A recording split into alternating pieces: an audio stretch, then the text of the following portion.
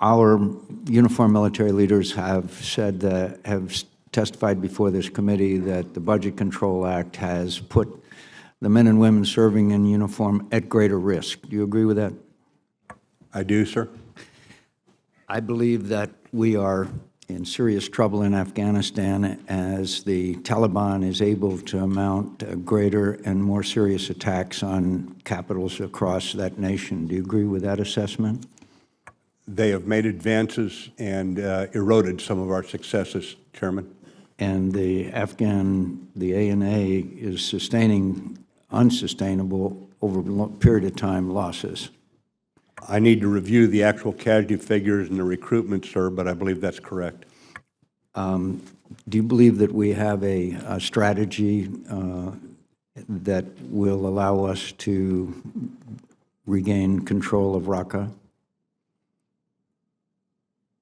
I believe we do, sir.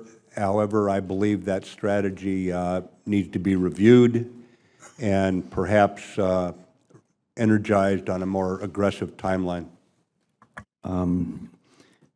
It seems to me that some of the actions we're taking, 50 troops here, 200 there, is smacks of mission creep. Is that, do you think that there is some aspects of that? Chairman, I'm not current on this issue. If confirmed, I will get current very quickly. I just returned from a trip to the Baltics, Georgia, and Ukraine. They are incredibly worried about our commitment to them.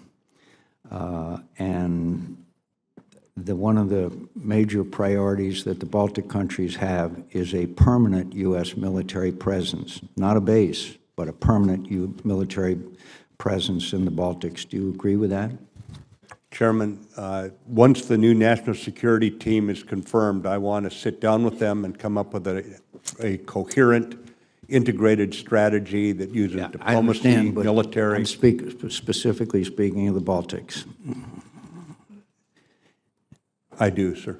On that trip that I took with Senator Graham and Senator Klobuchar, we went to Mariupol, close to the front lines, where with the president of Ukraine, where we took part in various ceremonies and meetings with these brave Ukrainians, 10,000 of whom have been slaughtered by Vladimir Putin in his invasion of Crimea and Ukraine. And I know you can appreciate the fact that there was a ceremony where the president of Ukraine gave their highest award to the mother of a young man who had just been killed by a Russian sniper a couple of days before. It's always very moving, and it brings home graphically what the Russians have done in Ukraine and Crimea. Crimea in blatant violation of the Budapest Agreement, for which they recognized Crimea as part of Ukraine in return for Ukraine giving up its nuclear inventory.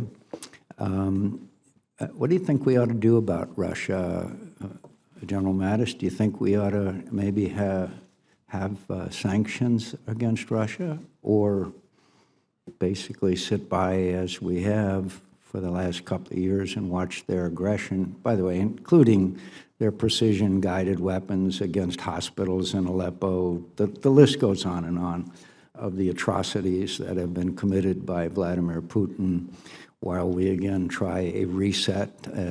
I've watched 3 presidents commit themselves to a new relationship with Vladimir Putin. All 3 have been an abysmal failure.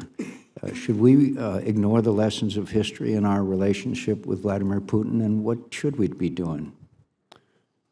Chairman, history is not a straitjacket, but I've never found a better guide for the way ahead than studying the history. Since Yalta, we have a long list of times that we've tried to engage positively with Russia. We have a relatively short list of successes in that regard.